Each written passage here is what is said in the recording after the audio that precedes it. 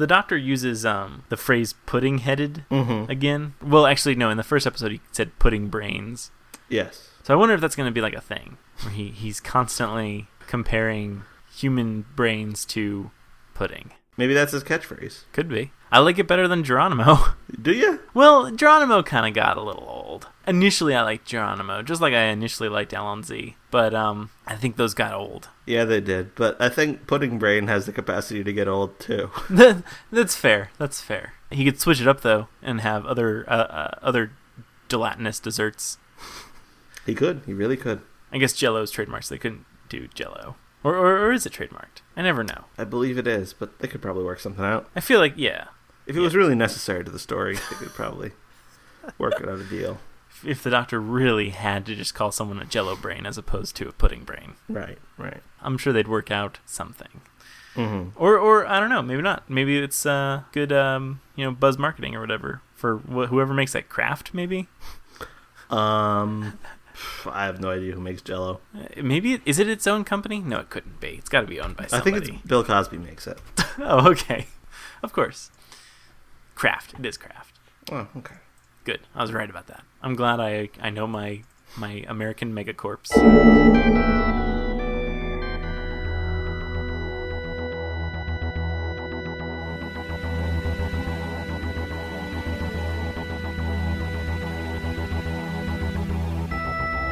I'm Tom Dickinson. And I'm Louis Midas.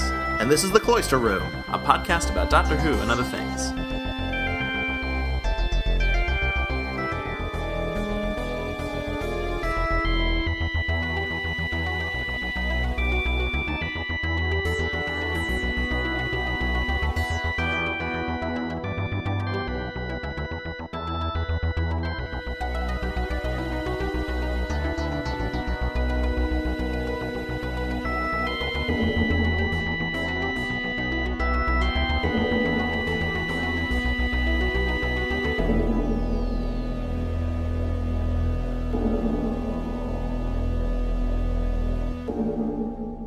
So, did you watch Doctor Who this week? I did watch Doctor Who this week. Really? Well, I mean, yeah. Oh, okay. How did you like Robot of Sherwood? I really liked it. I liked it too. Oh, good. Yeah.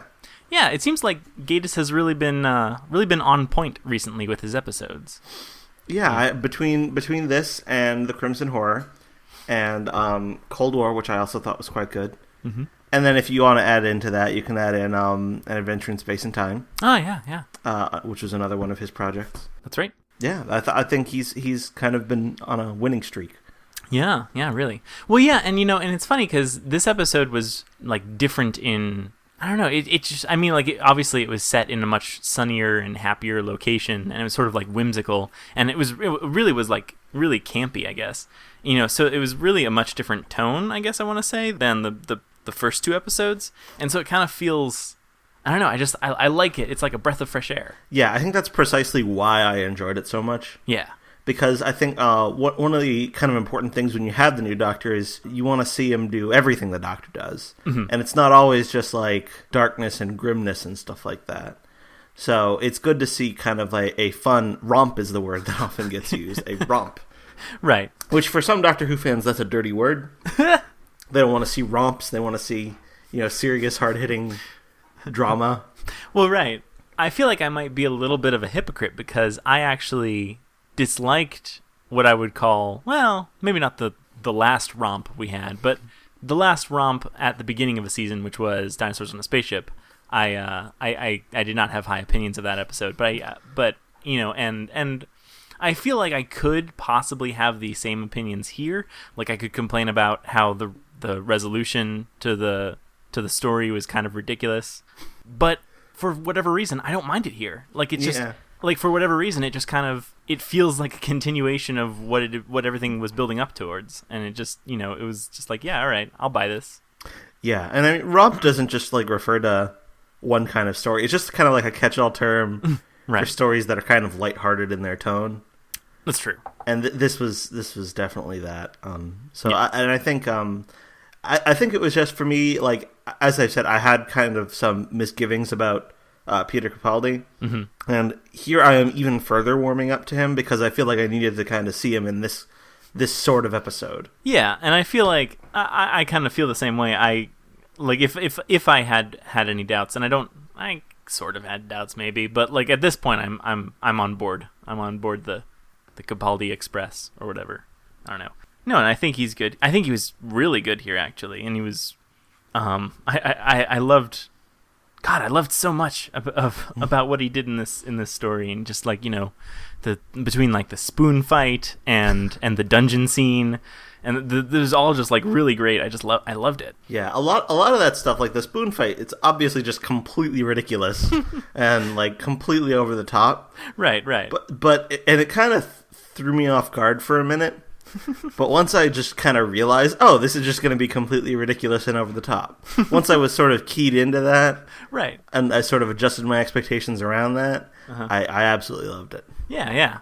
Well, yeah, and I don't know what it was. Maybe this is just I could be just wanting to read too much into this than there actually is. But in this episode, it sort of felt like I don't know. Something about Capaldi's performance kind of reminded me of like Tom Baker's performance and how he would play the Doctor. And I mean, I don't know. It just not necessarily saying that it was an exact copy, but it was just bits and pieces of it. I felt like I could picture Tom Baker saying this line or just behaving this way. I could see that. I don't know. But I don't know. I loved it. If I had to like come up with a description based on combining traits of previous Doctors, I'd say it was like Tom Baker mixed with William Hartnell. Oh yeah. Because I'm sort of kind of getting accustomed to the fact that Clara really does feel like the protagonist of the show now. Yeah. She's like the hero of the show, and the Doctor is like the grumpy guy who's going to be deliberately contrary and who's going to be rude and is going to go out of his way to be haughty and superior to other people. And in that respect, he does remind me a lot of William Hartnell. Yeah. But it's just a lot of fun. Mm-hmm. Yeah. Because we've had in New Who, there's been this kind of idea of a celebrity historical, which they haven't really done all that much in the Moffat era. It was kind of like a hallmark of the Russell T Davies era, but not so much in the Moffat era. Mm-hmm. But there haven't been anywhere like the Doctor and the sort of historical celebrity are basically at odds with one another and constantly bickering and they don't like one another very much. Yeah, that's true. Yeah, because in like the Shakespeare Code, the Doctor was like gushing over Shakespeare and quoting him all the time and stuff, and and that was fun. But this is I like seeing the sort of being at each other's throats constantly. That's really great. I enjoy that, and I do like seeing the Doctor being insanely skeptical of everything he's seeing because he's so sure that Robin Hood was not real. And he's going to extraordinary lengths to try and prove it, taking blood samples and stuff, and it's great. Mm-hmm. One thing that I think a lot of people are commenting on with regard to this is the fact that the sheriff looks a lot like Anthony Ainley. He does. He really... And I noticed that, too. I did notice that. Because, I mean, I don't know, you put any tall, dark, and goateed person in, like, a dark outfit and stuff, and he's gonna give off that vibe. But even beyond that, he just kind of his facial features look a little bit like. Yeah, that's true. Yeah. So I was kind of half expecting. I mean, like, I wasn't really expecting it to be the Master, but like how would that even work? But I was even more on board with it because of the fact that he looked so much like Anthony Ainley. I was like, oh yeah, this is some ridiculous classic series throwback or whatever. This is great, and I don't know, that just put me in this right state of mind to just absorb it. I loved it. And he was kind of and that character was kind of ridiculous to be like. In addition, like he was like that scene where he's with Clara and he's talking about all the different what are they, counties that he's going to take over, and then he jumps to the world. Yes. He stabs his knife into the table and it's like, the world! I thought that was great. I just love that.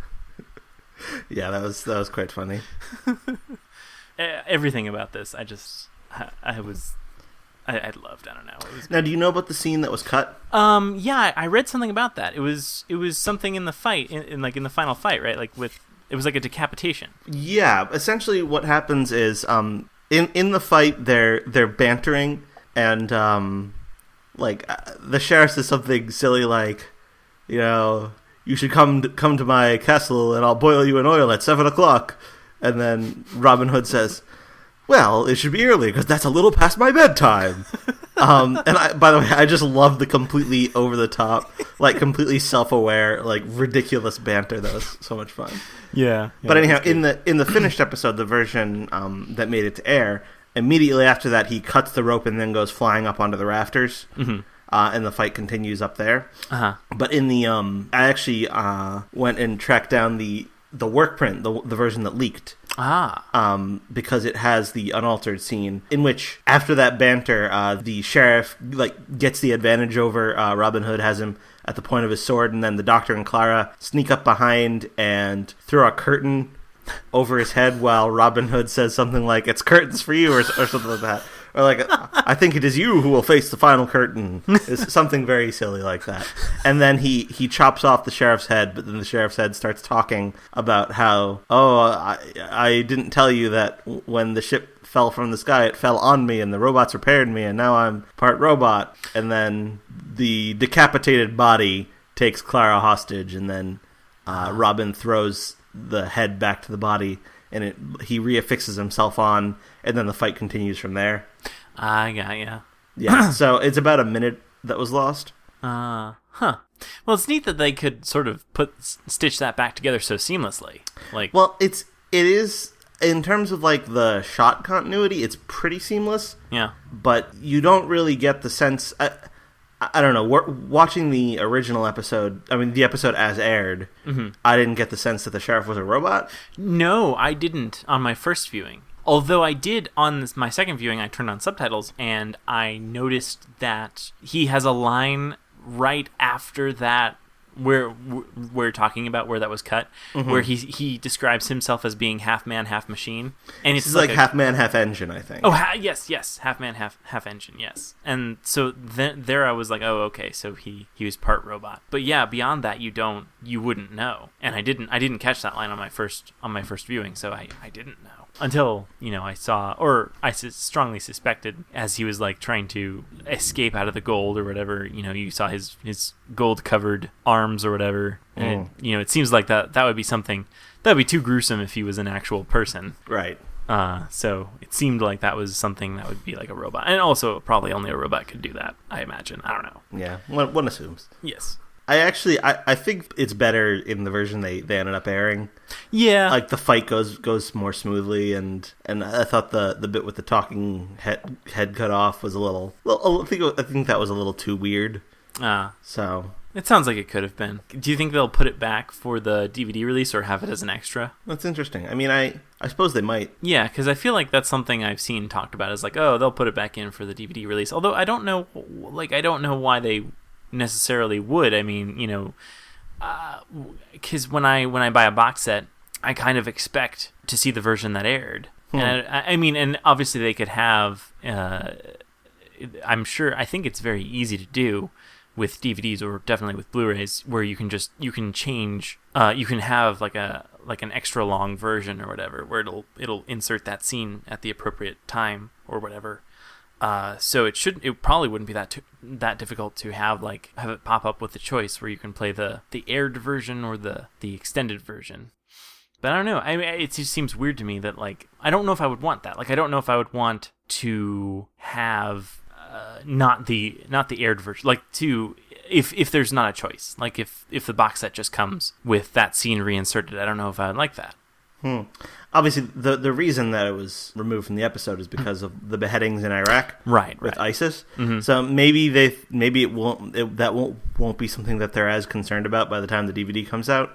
Well, yeah, that's the thing. Or also maybe the DVDs are already in production. Well, right.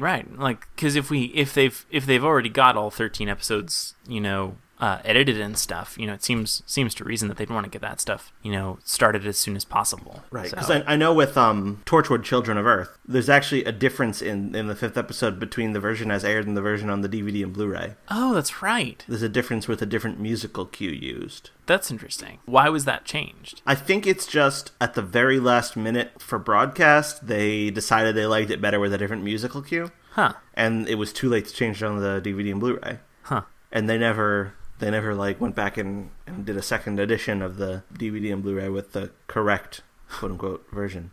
That's really weird. I wonder whether the digital versions have... Well, yeah, because you'd think those would be easy to change, you know? Yeah, certainly easier. Yes, right. That's very interesting. It's also a very weird... I mean, like, I don't know anything about television production, but it seems like that's kind of a weird thing to just all of a sudden...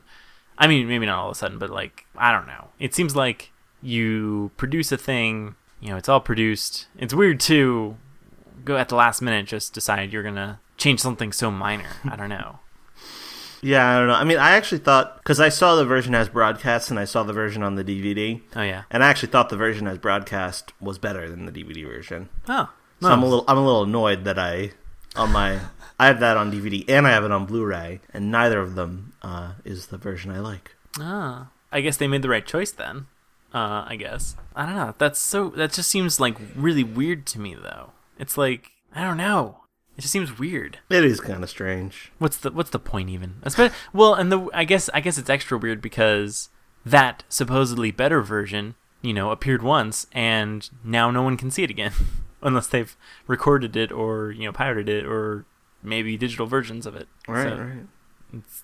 It's odd. But yeah, I feel like I didn't feel like there was anything wrong with the scene as it appeared in this episode. Like as in the broadcast version. So I feel like it would be weird to reinsert that scene when you don't need it, and it doesn't. I don't know. It seems like that would be weird. I mean, I'm sure if they're gonna do it, they're doing it for the nerds who want to see that scene. And I mean, like I am probably one of those nerds. You know, I would like to see that scene as originally constructed, but the thing is, I would not have noticed that was missing. Yeah.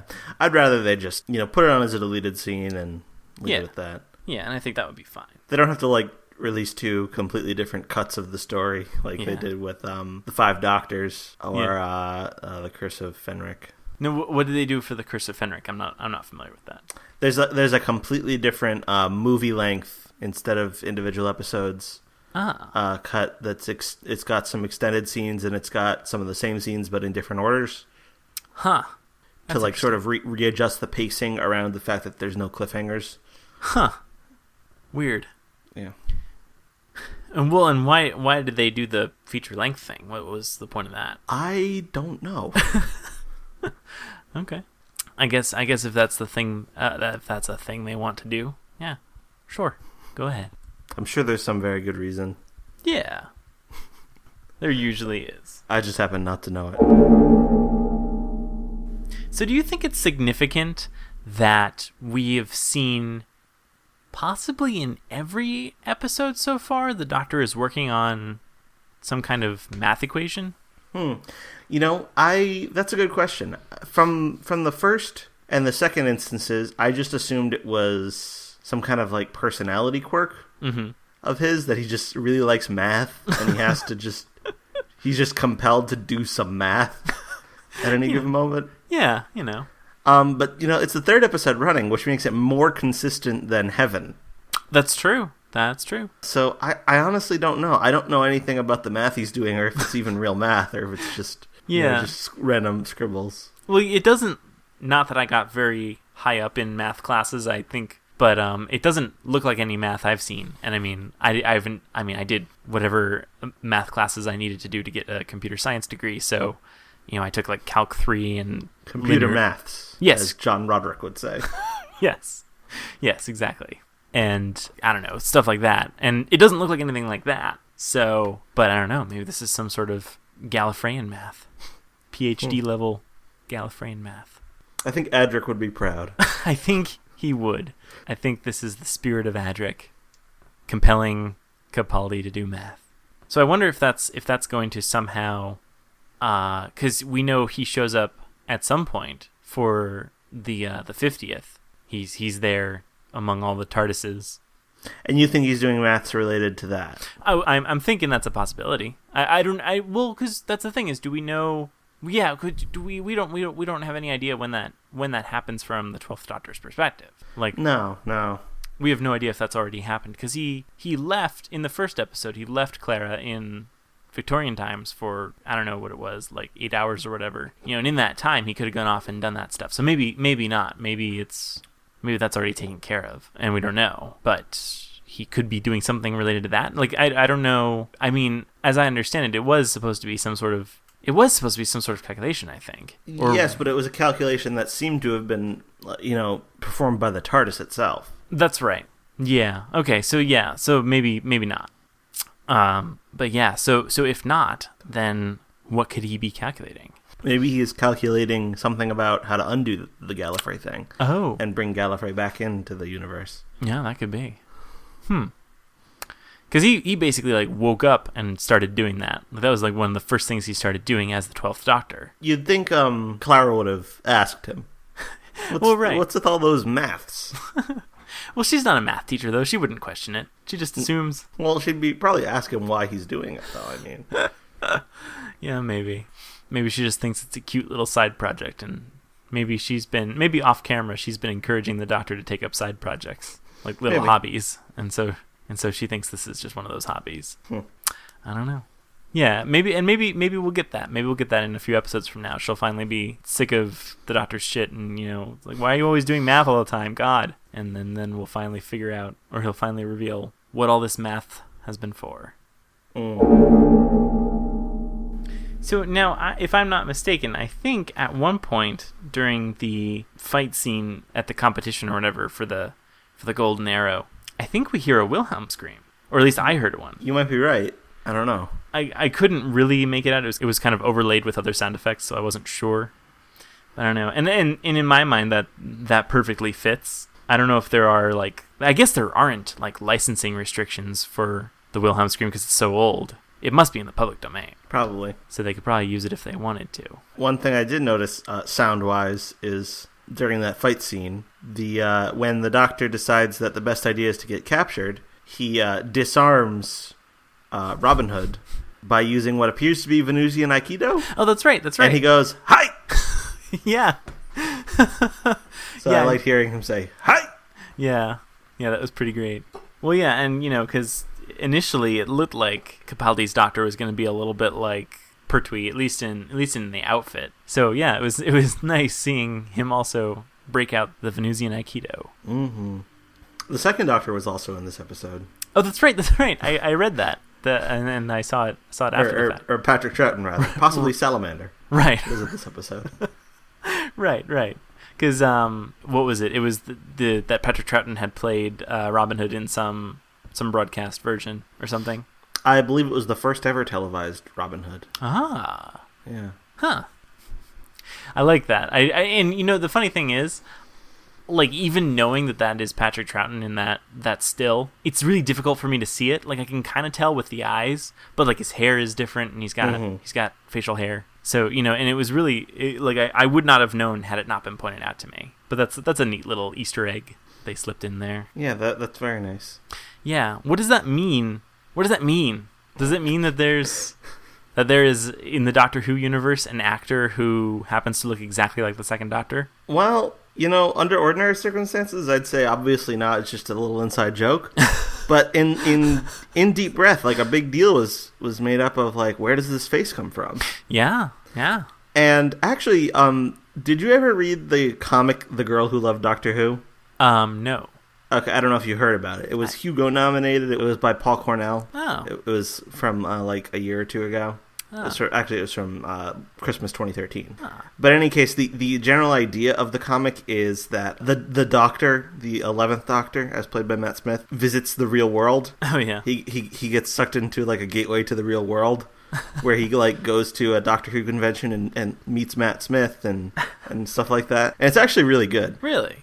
Yeah, but in any case, this is kind of a spoiler for it, but he suggests that if they need a new Doctor, they should pick Peter Capaldi because he saved him from, I don't remember, he says he saved Peter Capaldi once, and he always thought Peter Capaldi would make a good him. So, I mean, that's a possible explanation of where the Peter Capaldi face comes from. Matt Smith just liked it, so he suggested to the real world to cast Peter Capaldi in that role. Well, there you go. So that could also be where he got the Patrick Troughton face. Like, it was just a real actor that that he liked, so he decided to be that person. There you go. Makes perfect sense. I think so. Yeah, why not? That's fun.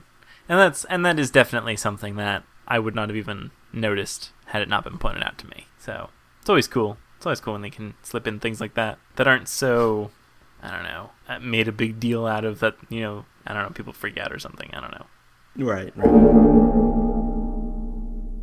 So there was a scene, though, where I guess... So in order to get out of the dungeon or jail cell or whatever, they knock out the guard and then they try to take his keys. Yeah. But then the keys fall down the grate or whatever. Yes.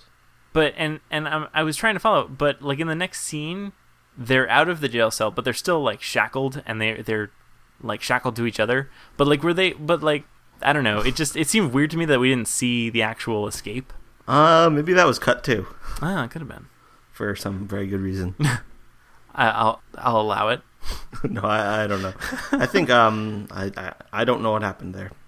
Yeah, because I don't know. It just seemed weird. I mean, I guess we're meant to. It looked like they were also carrying something that their chains were attached to, so maybe that thing was loose, and so they just brought it with them. And because they do mention how they need to get the chains off or whatever, and so they need to find like a blacksmith shop or something. I don't know, or whatever. What I forget exactly what the dialogue was, but so then I guess it's assumed that they go off and do that. I don't know. That seemed a little bit weird to me, and just a little bit, just like it was weird how that was sort of thrown in there. Yeah, it was a little strange. But I guess that's really the only thing I was confused about.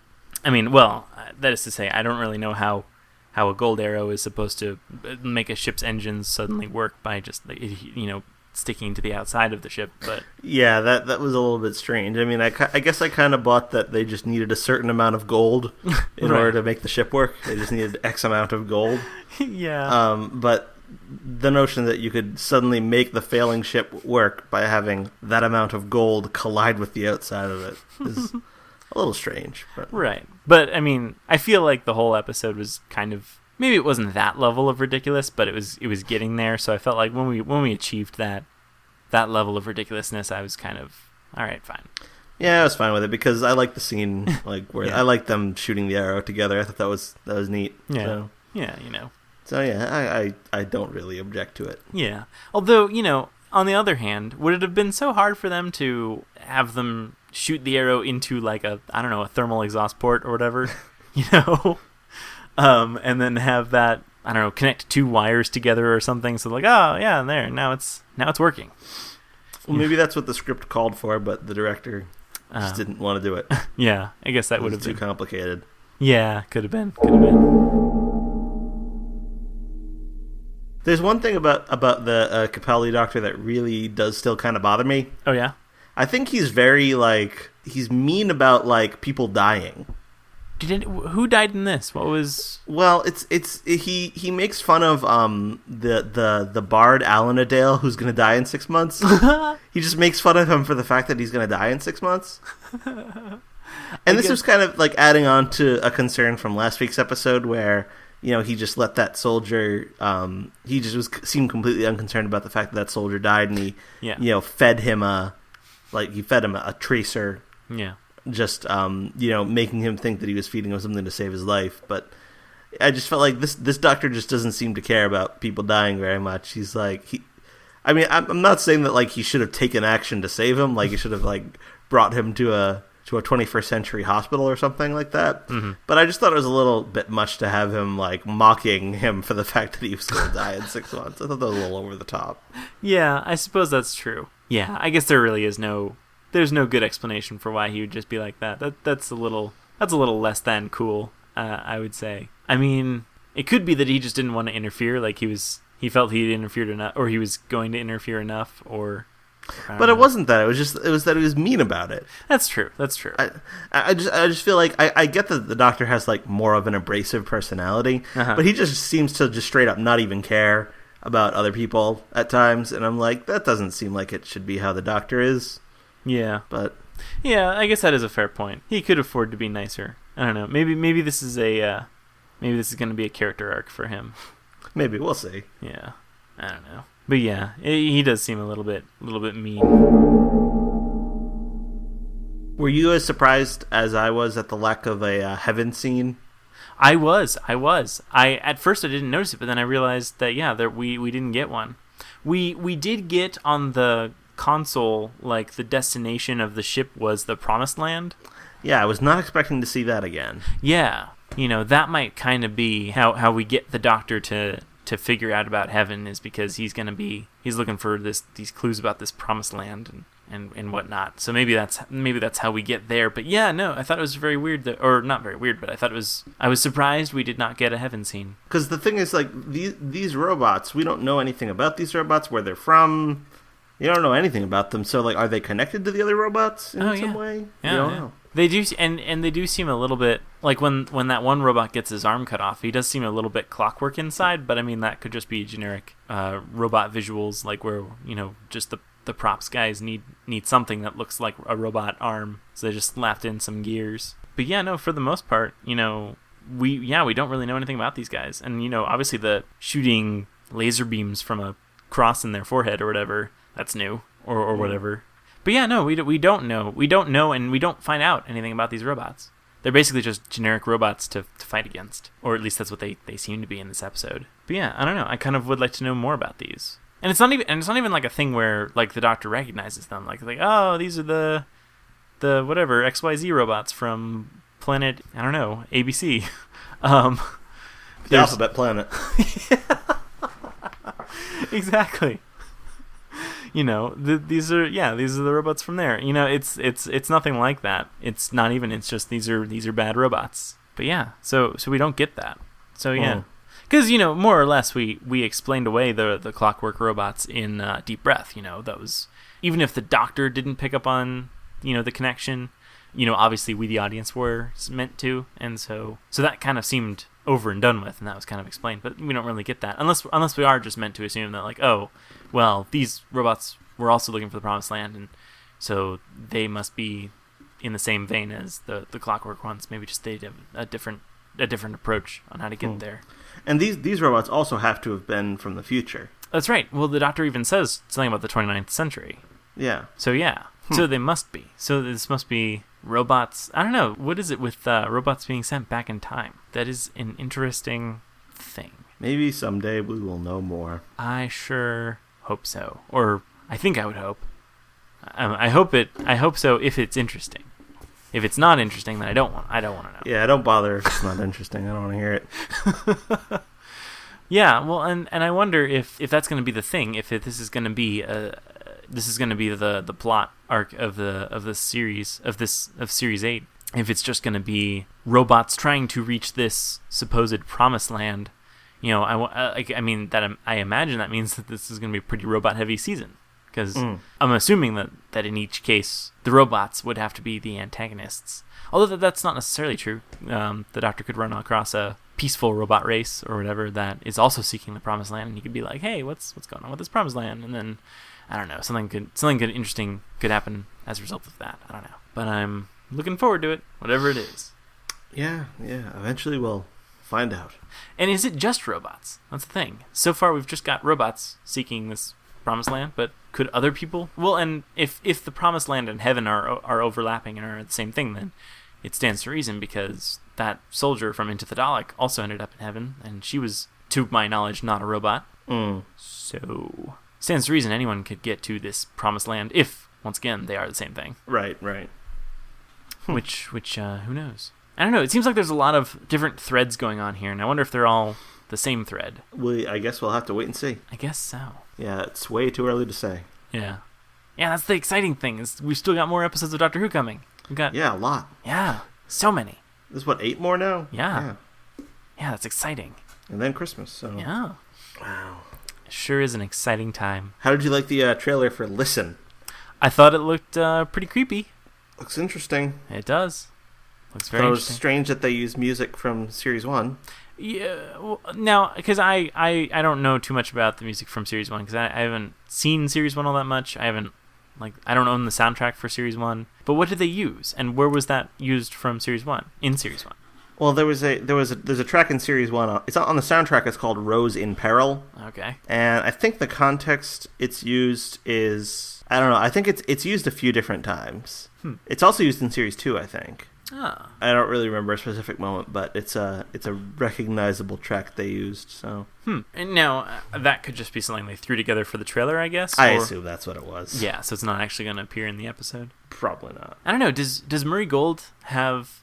Does he do the music for the? Well, I mean, like, does he decide what music goes into the trailers, or is that someone else's job? I don't know who's responsible for putting the trailers together. Maybe it's the director of the following week's episode. And I assume that usually what they do is they just use existing music. Yeah. Composed for the following episode. Huh. Maybe in this case they just didn't have anything that fit the trailer. So could be. I know that in at least one of the trailers for the Christmas Carol, they used the track from the Series 5 soundtrack. I think it's The Vampires of Venice.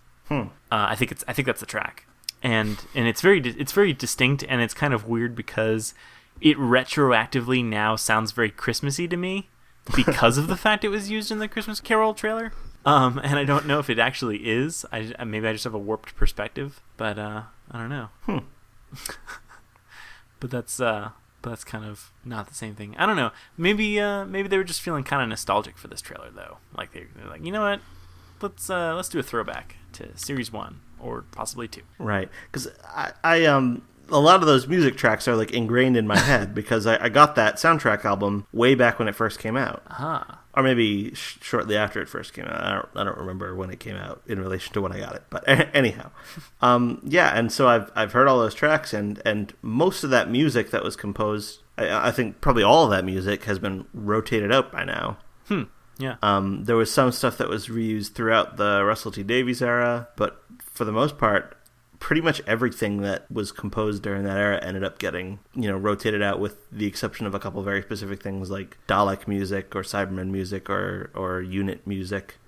But most of the sort of general mood pieces. Also, I think there's more music now than there used to be. Oh, yeah. Like, I think they reused a lot of tracks in Series 1 and 2, whereas each episode in the Moffat era tends to have, original music throughout, or mostly original music throughout, except I Am the Doctor. Right. It just shows up all the time, Yeah. Have they done like a count or anything to figure out how often I Am the Doctor showed up during Eleven's run? I don't think so. I mean, someone should. It's probably almost 1-to-1, so it would be shorter to compile a list of episodes it doesn't appear in. Well, yeah, and I'm sure it's in multiple times in the same episode too. Yeah, and it seems like Capaldi doesn't really have like a theme so much right now. Right. I haven't. Not that I've noticed. No. Yeah. So I kind of wonder if they're sort of laying off that. Maybe they're actively avoiding having another I Am the Doctor. No, I think in general the music has been a little more low key. Yeah. It kind of seems that way.